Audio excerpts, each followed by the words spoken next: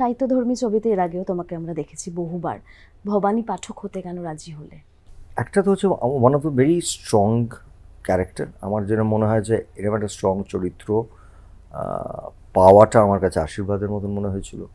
Secondly আমি না এর আগে অনেকগুলো ছবি করেছি, তোমরা জানো, যেখানে একটা স্পিরিচুয়াল পাওয়ার, যেটাকে আমরা সাধক বলি, সেই অর্থে লালন তাই করেছি, সেই অর্থে অ্যান্টোনিও তাই ছিল, কিন্তু সবটা না মিউজিক্যাল, মানে শিল্পী ছিলেন তারা।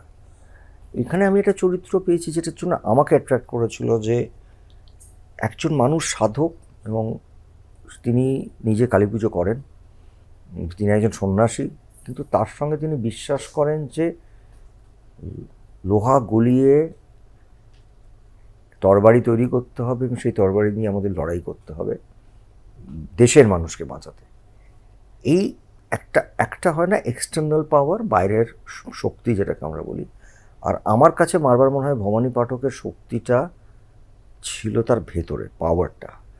এবং একটা সময় সে সেই পাওয়ারটা আস্তে আস্তে আস্তে আস্তে একজন, তিনি একজন পুরুষকেও খুঁজে পেতে পারতেন, কিন্তু তার মনে হয়েছিল যে এই নারীর ভেতরে, এই মেয়েটির ভেতরে সেই শক্তিটা আছে, সেই শক্তিটা সে জাগায়।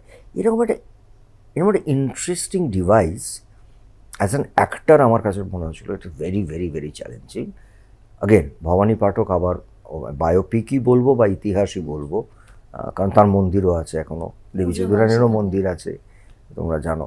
কদিন আগে আমাদের মাননীয় মুখ্যমন্ত্রী সেই মন্দিরটা, দেবী চৌধুরীর মন্দিরটাকে রিনোভেট করতে বলেছেন।